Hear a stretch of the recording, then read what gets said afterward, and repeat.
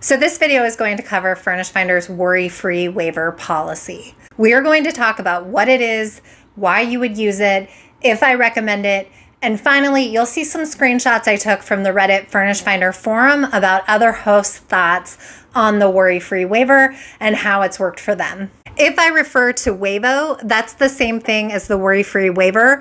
WAEVO is the company that backs the worry-free waiver inside Furnish Finder. I suspect if you Googled Furnish Finder insurance, the worry-free waiver is what would come up, but Furnish Finder is pretty clear about the fact that this is not supposed to be seen as insurance. It is meant to be seen as an add-on to your lease. I am not an insurance broker, a lawyer, a CPA, or an accountant, and any info you take from this video, you should back up with a paid professional. I am not paid by Airbnb, Zillow, or Furnish Finder. I just make videos about these platforms because I coach people on how to get started and how to use these platforms to secure tenants in their midterm 30+ day furnished rentals. My name is Erin Spradlin. This is my channel. I've written 3 books about midterm rentals, so furnished long-term rentals. I've had my own midterm rentals since 2017, and I offer consulting nationwide in packages of 1 hour, 2 hours, and a hold my hand mentor package, which is where I set up your listing, vet your first tenant, and place your first tenant, as well as set your pricing, etc., etc. Okay, so quickly, let's just touch on why Furnish Finder even has this product. I suspect that Furnish Finder launched the worry-free waiver product because there's a lot of confusion in the midterm rental space about deposits. And the reason there is confusion is because in the short-term rental space, you don't take a deposit. So on Airbnb, you don't take a deposit because Airbnb has air cover. And air cover will protect your property up to $3 million, and then you're covered for an additional $1 million for personal liability. This is also true on Airbnb for long-term rentals, so rentals over 30 days as well. And that's how the main short-term marketplace handles deposits, which is that they don't have them. And in contrast to that, in a standard long-term unfurnished rental, the landlord typically takes a deposit equal to 1 month's rent. So landlords and tenants in the midterm space don't really know how much a deposit should be, and they don't know how to do this on Furnish Finder because it's a fairly new rental model, so there aren't sort of old standard rules around this. I know that when landlords try to charge a deposit equal to 1 month's rent, a lot of tenants will push back on the landlords, and that's because they're like, a deposit equal to 1 month's rent when I'm only staying for 90 days doesn't necessarily seem reasonable. And so they take umbrage to putting in a deposit worth that much. And I know this happens because I've had my own tenants ask me about it, and a lot of my consulting clients that come in with this as a question or a complaint. And to me, everyone is kind of thinking about it incorrectly. If a tenant stays for fewer than 90 days, you still need a big deposit on them, especially in the midterm space, because you not only have the property, so the walls, the roof, the floor, that you have to protect, but you also have all this furniture to protect. So like couch, desk, mattress, etc. So you definitely need some kind of protection as a landlord in the midterm rental space, and the deposit often is how people have done it in the past and continue to do it. To answer this concern or the strife between the midterm landlord and the tenant around how much the deposit should be, Furnish Finder has decided to offer this worry-free waiver, and they even state that landlords and tenants prefer to avoid disputes, and also that some tenants would be turned off or unable to rent your place if you require a large move-in cost, which obviously a large part of your move-in cost is going to be a deposit, or a large part of the tenant move-in cost is going to be the deposit. So Furnish Finder and the worry-free waiver are basically saying this is a benefit. You won't have to have those awkward conversations. Now let's talk about what the worry-free waiver is supposed to cover.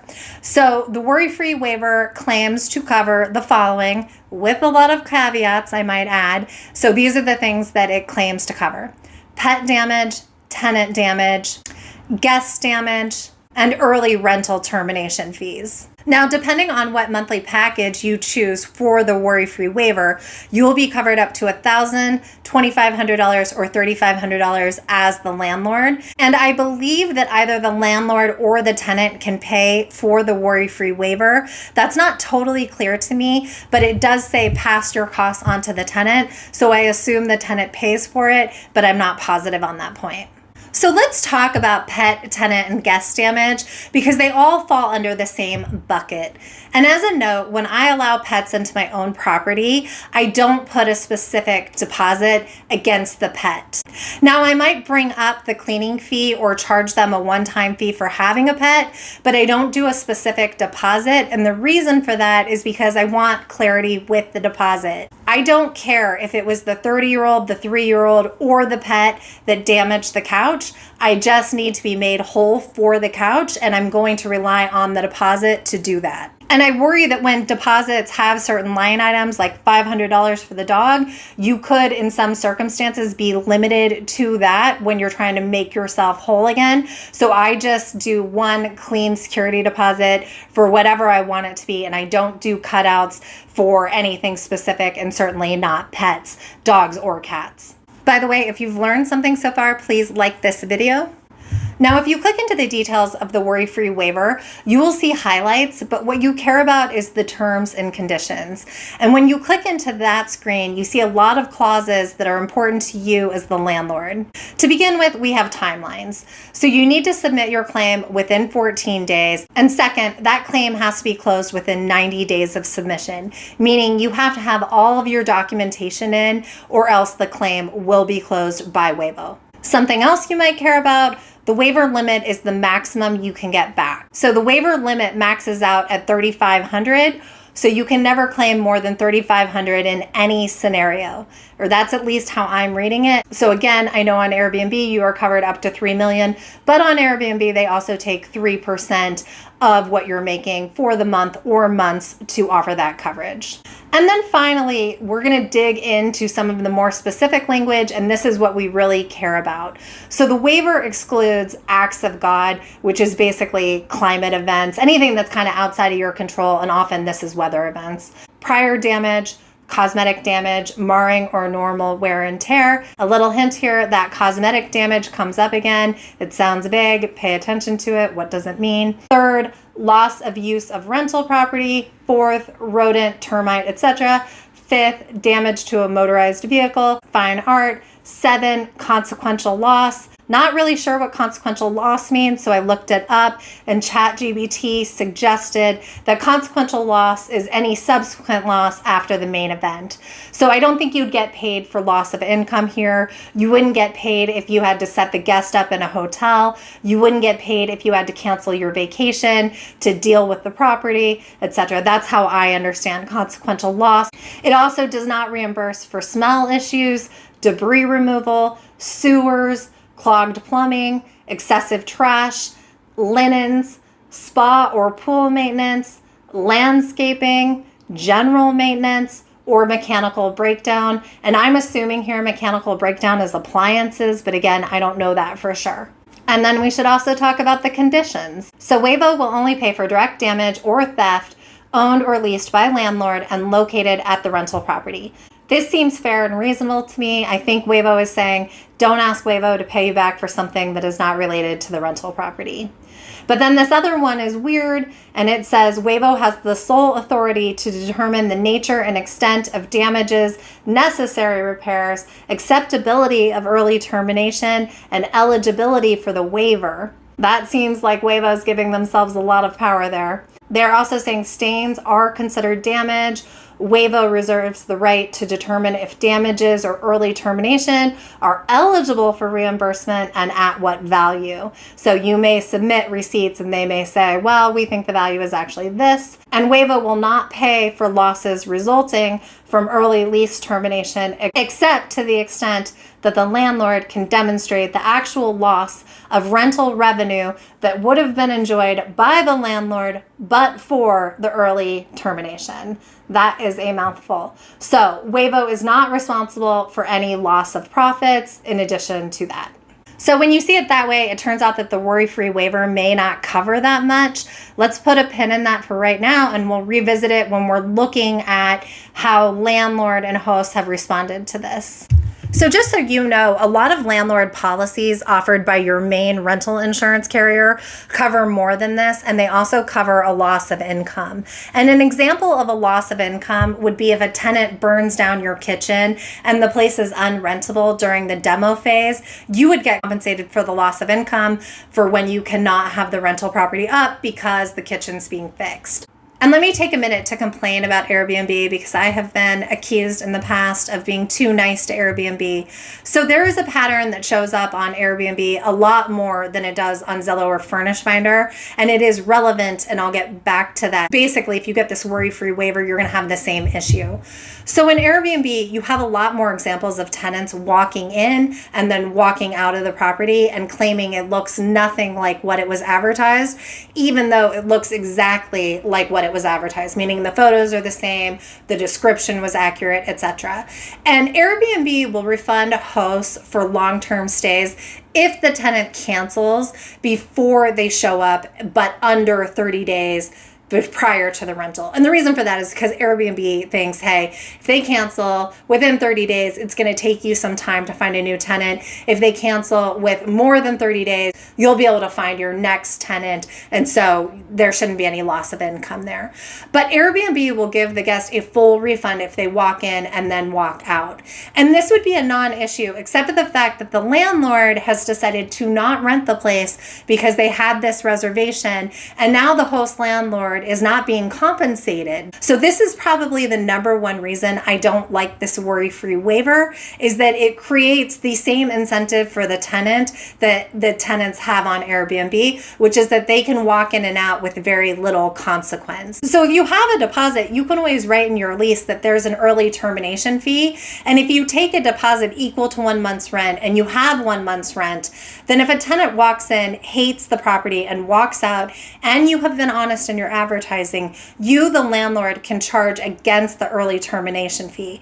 They walked out. The tenant kept it offline. The landlord needs to make themselves whole, and the landlord can do this by charging that fee against the deposit. Now, double check your state, but most states allow for this. So you see that behavior pattern happen a lot less outside of Airbnb, and the reason for that is because if you hold the deposit and you have that early termination clause in your lease, the tenant will have consequences for walking in and walking out, whereas on Airbnb, they don't. And that's just a risk you take on Airbnb. It's not one of my favorite things about the platform, but I absolutely still use the platform. And if you use the worry-free waiver, you don't have a deposit.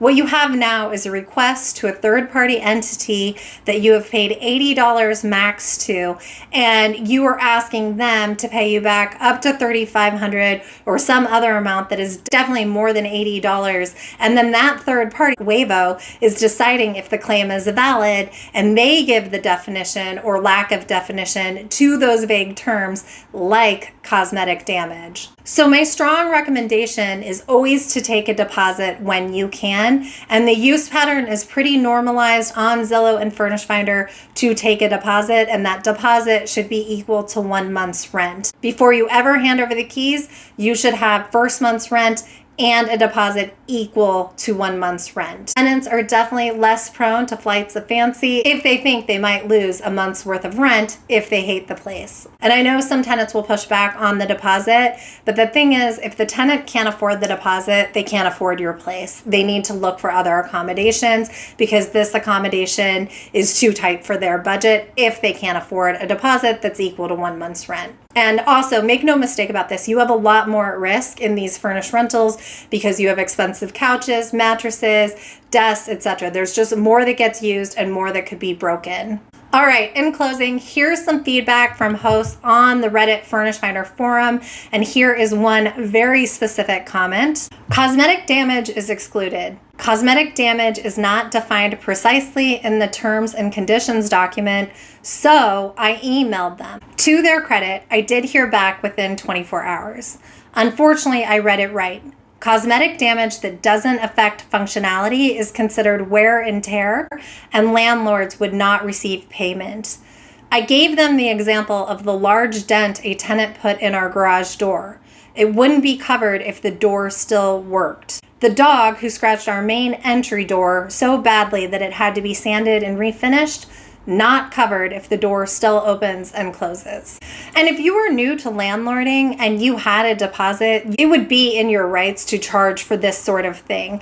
Just because it's cosmetic doesn't mean that it's not a loss. When you have damage and scratches on your personal property, it degrades the furniture, it degrades the appeal of the property, and there's consequences for that. So you as the landlord can be made whole because you handed over the property in one condition and you're getting it back in a different condition. And so that's the problem with these third-party arbiters and these products that are saying they'll pay you back. Well, a lot of them have clauses that really limit when you actually would get paid back. All right, if you want more tips and tricks on midterm rentals, subscribe. If you want a video about first-time midterm rental landlords and how much they made, how long it took them to get tenants, and where those tenants came from, this is a video that covers that. And that's how the main short-term